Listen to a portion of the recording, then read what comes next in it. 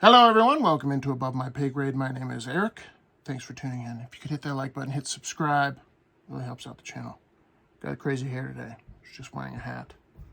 Doesn't want to stay down. Anyways, what a crazy day yesterday was.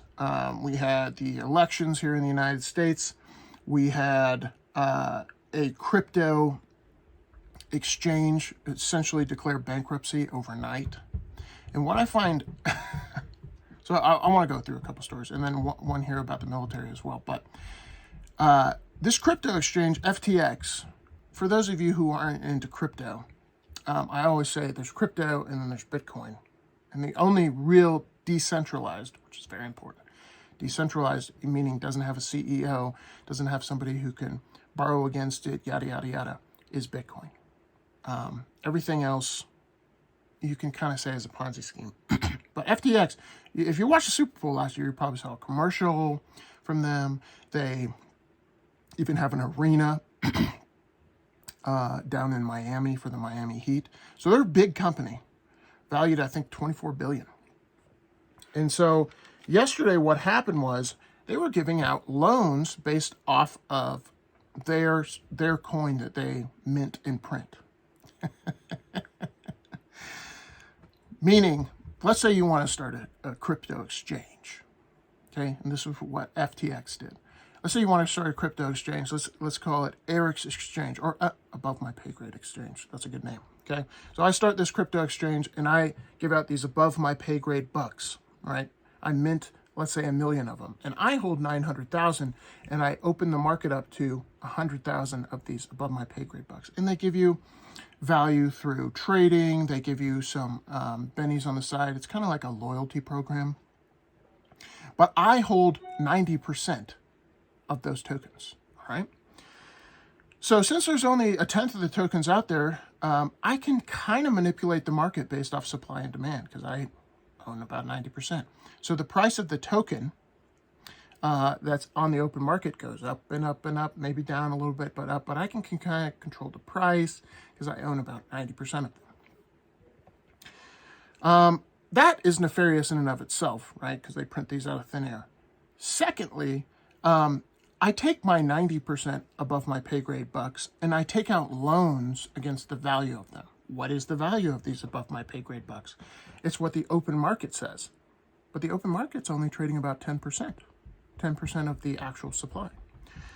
So if I take out loans against these fake above my pay grade bucks, and I end up getting called on my loans because the above my pay grade bucks are going down in value, what do I have to do? Sell the 90% supply I have of above my pay grade bucks, therefore dropping the price even further.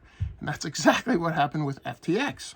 FTX has this token called FTT, and they had sponsors like, or spokespeople like Tom Brady.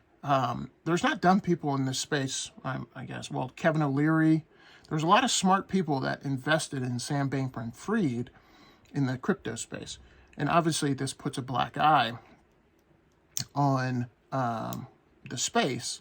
But if you're a person that's totally against crypto and you think, wow, yet another scam, I kind of agree with you. Yes, there's a lot of scams out there. And the fact that they can just mint tokens and unregistered securities and sell them, it is literally the same thing as me just creating a token out of thin air and calling it above my pay grade bucks and me just getting rich because people want to buy them.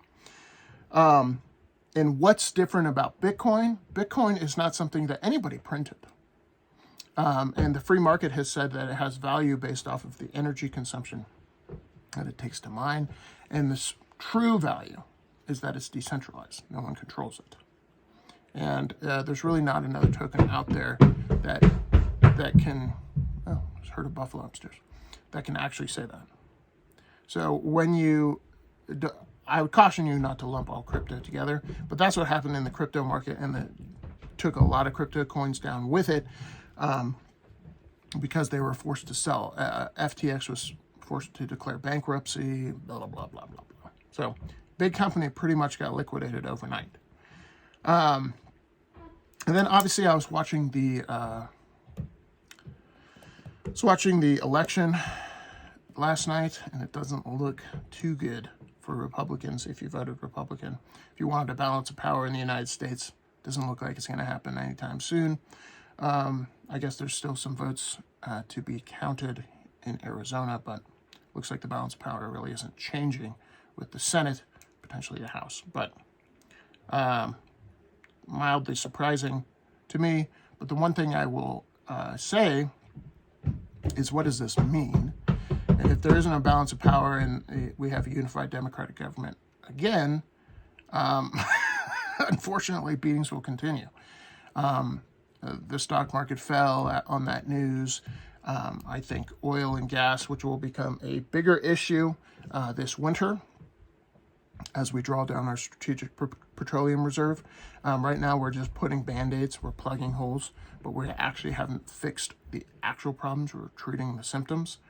And it will become a bigger issue with the oil and gas shortage that we see on the East Coast. And then the sanctions that were going into place on Russia at the end of this year. They haven't even gone into place yet for the embargo on Russian oil. So, all not good news, but should be mildly entertaining to watch from afar. The last thing I want to talk about is this article from the Wall Street Journal. A U.S. general, admiral in the Navy, has warned that the big one is coming and American capabilities are sinking. Now,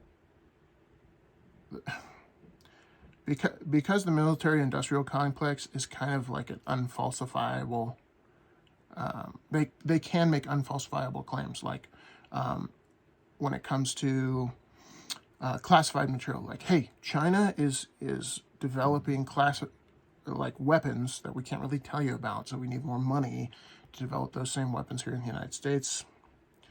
But I will say, I kind of agree with this guy when it comes to the United States military falling behind when it comes to power and might and deterrence. Because traditionally, the American military has had all the cool stuff, all the best weapons, and they say, F around and find out. If you want to play stupid games, you're going to win stupid prizes because we have all the best stuff. And that this admiral, Charles Richard, is saying that's not the case anymore. Other countries are out innovating us. And it kind of reminds me, I can't remember who said it, but in World War II,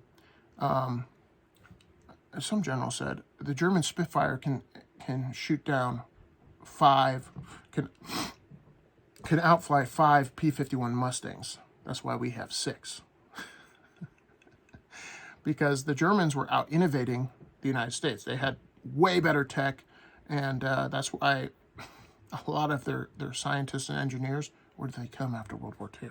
Okay, they were innovating way better than the United States. And in a wartime environment, that's no bueno, okay? So this admiral warns the big one is coming, and it isn't going to be very long before we are going to be tested in ways we haven't been tested in a very long time. Meaning some strategic adversary. So, anyways. As I assess our levels of deterrence against China, the ship is slowly sinking, says Admiral, what's his name here? Admiral Charles Richard.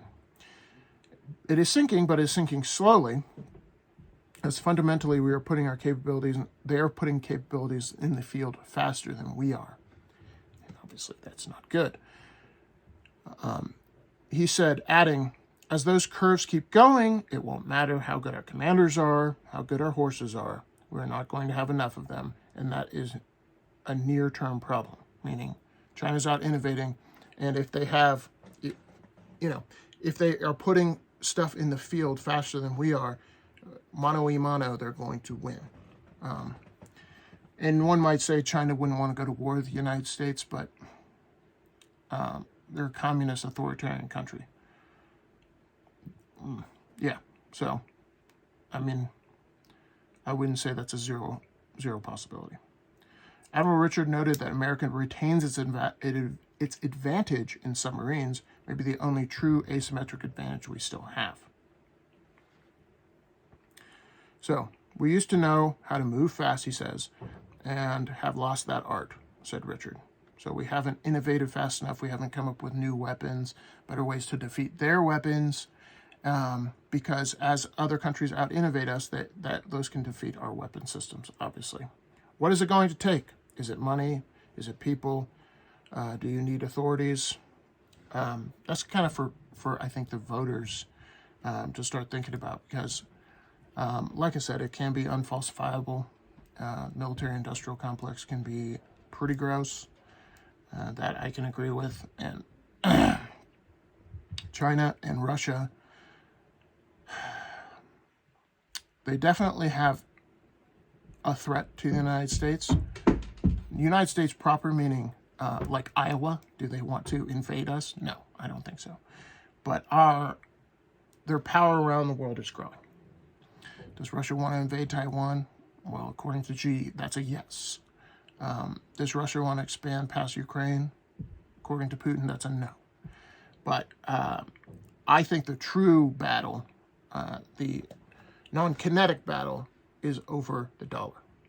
I think Russia and China want to take away American power through taking away the world reserve currency of the dollar. That is massive, massive, because we export our inflation to other countries. We essentially are taking their labor for cheap because we have dollars, because we can print them, because we can essentially print oil, because we can buy it in dollars.